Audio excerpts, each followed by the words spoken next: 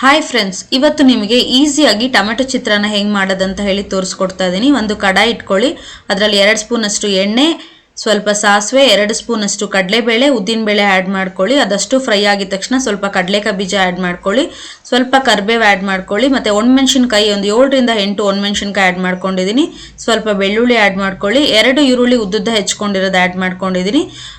ಈರುಳ್ಳಿ ಫ್ರೈ ಆಗಿದ ತಕ್ಷಣ ಸ್ವಲ್ಪ ಉಪ್ಪು ಆ್ಯಡ್ ಮಾಡ್ಕೊಳ್ಳಿ, ಮತ್ತು ಸ್ವಲ್ಪ ಅರಿಶಿನ ಪುಡಿ ಹಾಕಿ ಚೆನ್ನಾಗಿ ಫ್ರೈ ಮಾಡ್ಕೊಳ್ಳಿ. ನಾನು ಒಂದು ದೊಡ್ಡ ಟೊಮೆಟೊ ತೊಗೊಂಡಿದ್ದೀನಿ, ಟೊಮೆಟೊನು ಕೂಡ ಉದ್ದುದ್ದ ಹೆಚ್ಕೊಂಡಿದ್ದೀನಿ, ಅದನ್ನು ಆ್ಯಡ್ ಮಾಡಿ ಚೆನ್ನಾಗಿ ಫ್ರೈ ಮಾಡ್ಕೊಳ್ಳಿ. ನಿಮಗೆ ಈ ರೀತಿ ಗೊಜ್ಜು ರೀತಿ ರೆಡಿ ಆಗುತ್ತೆ. ಈಗ ನಾನು ರಾತ್ರಿ ಉಳಿದಿರೋ ಅನ್ನ ಇದೆಲ್ಲ ಅದನ್ನು ನಾನು ಫಸ್ಟು ಕೈಯಲ್ಲಿ ಚೆನ್ನಾಗಿ ಮಿಕ್ಸ್ ಮಾಡಿಬಿಟ್ಟು ಈಗ ಗೊಜ್ಜಿಗೆ ಆ್ಯಡ್ ಮಾಡ್ತಾ ಇದ್ದೀನಿ. ನೋಡಿ, ತುಂಬ ಟೇಸ್ಟಾಗಿರುತ್ತೆ. ಜಸ್ಟ್ ನಾವು 5 ಮಿನಿಟ್ಸಲ್ಲಿ ನಿಮಗೆ ಟೊಮೆಟೊ ಚಿತ್ರಾನ್ನ ರೆಡಿ ಆಗುತ್ತೆ.